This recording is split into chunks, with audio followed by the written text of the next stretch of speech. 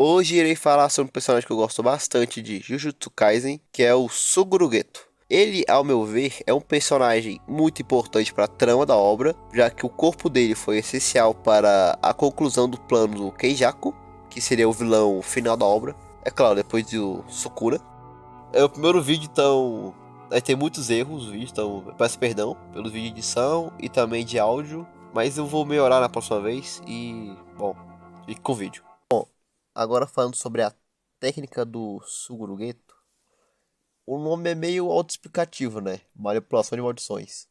Ele basicamente, né, a técnica consiste no Geto meio que transformar uma maldição em uma pequena esfera onde ele pode engolir e assim armazenar a maldição, né? O espírito amaldiçoado. E tem outra condicional que é tipo assim, não é uma condicional, é mais uma espécie de burlamento. A técnica, tipo, o Geto disse que, tipo, se um espírito amaldiçoado tiver 2 graus a menos, né, 2 graus ou menos do que o dele, ele meio que pode só transformar o bicho em uma esfera e pronto. Consumir, beleza. Se a maldição tiver um usuário, como o Toji ou Yuta, ele meio que precisa derrotar o usuário para depois consumir a maldição. O que é interessante, né? Já que poucas vezes a gente vê. Acho que só tem um Tojo e o Yuta que tem isso, né? De usuários de maldições, entre aspas, já que, pô, o Tosh tinha a maldição do inventário e o outro tinha a rica, né? Mas realmente é interessante isso. Um detalhe interessante também da técnica do Gueto é o gosto das maldições. Já que, tipo, praticamente ele é o único que sabe o gosto das maldições, né? Já que ele consome elas. Interessante. E o pior também, né? Que ele sentia esse desgosto das maldições, né? Tipo, pô, é um gosto nojento, repugnante, né? Ele descreve que o gosto das maldições é semelhante a de um pano sujo usado para limpar vômito. O que mostra muito esse lado repugnante realmente, né, das maldições. E é bem interessante, né? Como o poder dele vem do que ele mais odeia, né? Que seriam os fracos. Ou seja, o poder dele, né, também. O poder dele vem justamente dessa coisa negativa do mundo. Sabe? Tipo, bem brisa isso. Agora sobre o início da queda do Suguru-Geto, quando os dois mais fortes foram derrotados por Toji Fushiguro. Bom, Toji Fushiguro é um personagem importantíssimo para a narrativa da obra, já que por causa dele, ambos os personagens mais fortes naquele momento tiveram uma mudança drástica, o que é bem interessante, paralelo. Por quê? Enquanto Satoru Gojo meio que alcançou a iluminação, né, alcançou os céus, ele mesmo fala, né, entre os céus e a terra, eu sou mais honrado. Suguru Geto é o oposto. Ele não tem uma ascensão aos céus, e sim uma descensão, ou seja, decadência, né? Ele basicamente sucumbe, ele cai perante o abismo. Enquanto Satoru Gojo vence o passado, né? Vence Toji Zenin, a derrota que teve perante o Toji, Suguru não. Suguru acumula esse ódio, esse ressentimento, essa mágoa que Toji deixou para ele, essa maldição. Literalmente, né? Já que a maldição do Toji meio que ficou com o Suguru Geto.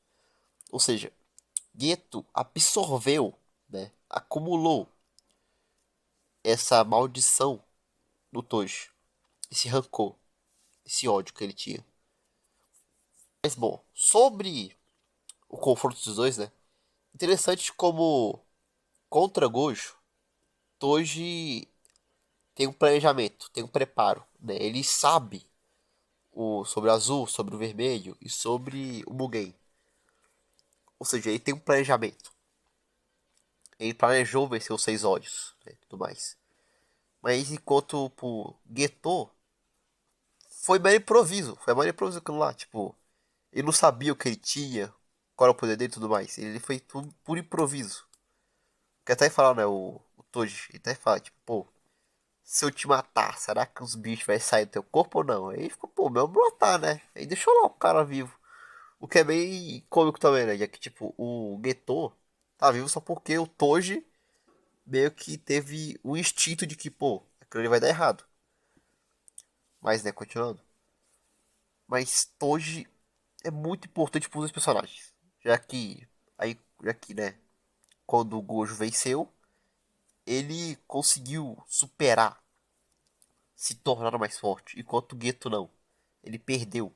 Ele não conseguiu superar o Toji nesse sentido. Para mim, Suguru Geto não é um vilão trágico, como a maioria das pessoas fala, pelo motivo óbvio de que, tipo, ele era alguém altruísta, benevolente, e no final se tornou um vilão genocida. A história do Suguru Geto é muito sobre ressentimento, né? Sobre mágoa. A coisa do Geto é basicamente consumir e acumular maldições, ou seja, ele literalmente, igual eu falei, né?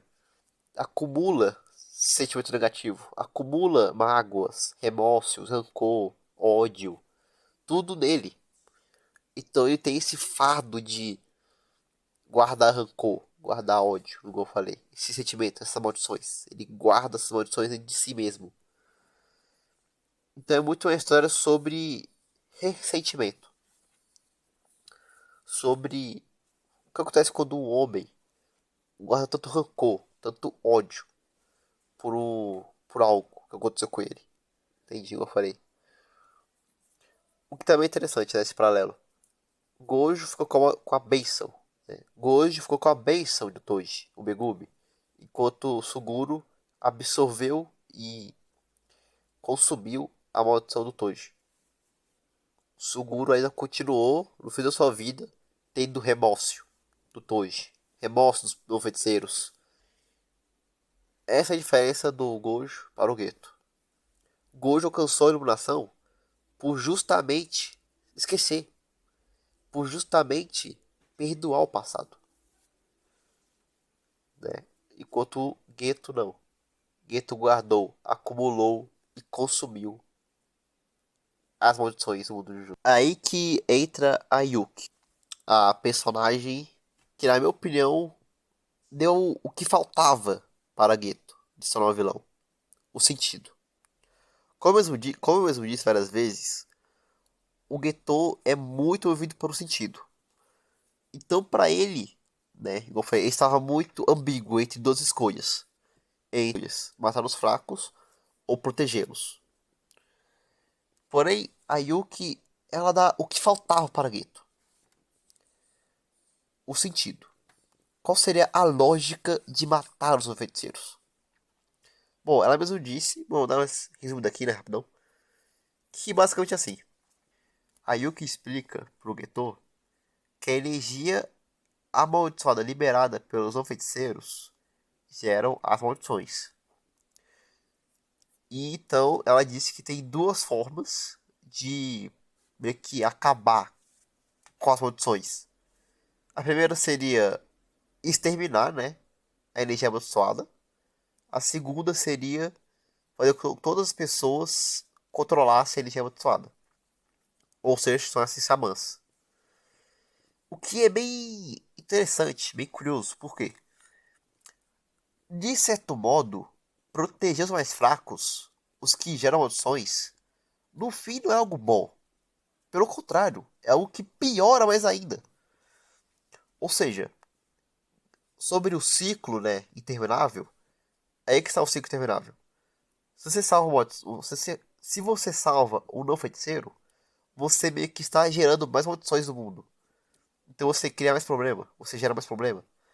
Então, no fim das contas, isso é um ciclo, porque salva o não feiticeiro, gera maldição, depois essa maldição mata alguém, o feiticeiro, depois volta tudo pro ciclo, tudo de novo. Interessante isso, né? Como o que justamente o gueto protegia era literalmente o que causava aquele desgosto que ele sentia, né? Aquele gosto da maldição que ele todo sentia. Eu queria falar uma cena, bem curtinha mesmo, bem curtinha, que eu acho que é bem interessante de falar, de se mencionar. que é um painel do Gojo perguntando pro Geto se ele queria matar os outros feiticeiros que estavam lá, né? E quando eu vi a primeira vez, tanto no mangá quanto no anime, eu pensei assim, nossa, o Gojo tá doidão, tá maluquinho.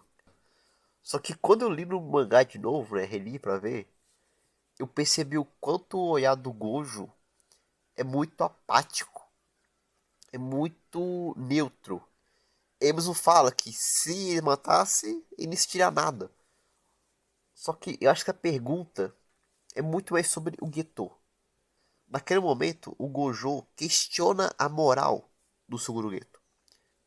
E curioso que o Geto, ele não responde sim ou não, né? Ele diz algo mais profundo. Não há sentido. Ou seja, pro Geto naquele momento, não fazia sentido matar eles. Porque no fim não importa. É que tá. O que diferencia o Geto de antes e depois, né, do Toji, é o sentido. Igual eu mesmo disse. Pro Geto, Suguru Geto, o sentido de vida mais forte é proteger mais fracos.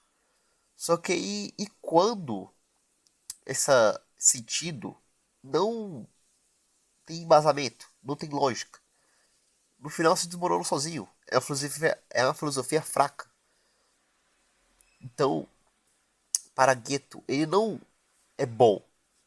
Para ele ser mal, só não fazia sentido naquele momento. Bom, antes de terminar o vídeo, eu queria dizer que na descrição do vídeo tem algumas inspirações minhas para fazer esse vídeo, como alguns vídeos, sei lá, por exemplo, do Aizen, que eu me inspirei para fazer esse vídeo do Gueto, e também as músicas de fundo, caso alguém queira ouvir. Bom, eu vou estar até uma frequência nesse canal, mas provavelmente eu vou ficar algumas semanas sem postar, tudo mais. Então, sei lá, peço perdão por isso, já que minha rotina é muito corrida. Deem sugestões de personagens que eu posso fazer nos próximos vídeos, que eu vou ficar lendo os comentários e tudo mais. E bom, eu queria um personagem mais simples pra fazer, porque sinceramente o Geto foi um personagem muito mais deprê do que eu pensei que seria. Meio óbvio, né? Então na próxima vez talvez eu faça um vídeo, sei lá, do Ryu ou do próprio Toji, já que, né, eu vi bastante coisa do Toji, já que eu reli os capítulos do arco do passado do Gojo. E bom, personagens mais complexos como, sei lá, o Itadori, o Gojo ou de outras obras, eu não vou fazer porque não por agora, né? Porque, né, vai demorar tipo uns 40 minutos de vídeo, talvez. Outra coisa também, pode ser personagem de Jujutsu Kaisen ou não de Jujutsu Kaisen, depende se eu quiser fazer vídeo, sei lá, de Evangelho ou de, sei lá, outros animes. Mas, bom, eu vou ficar lendo os comentários. Bom, por hoje é isso. Até o próximo vídeo. Ou não. Falou.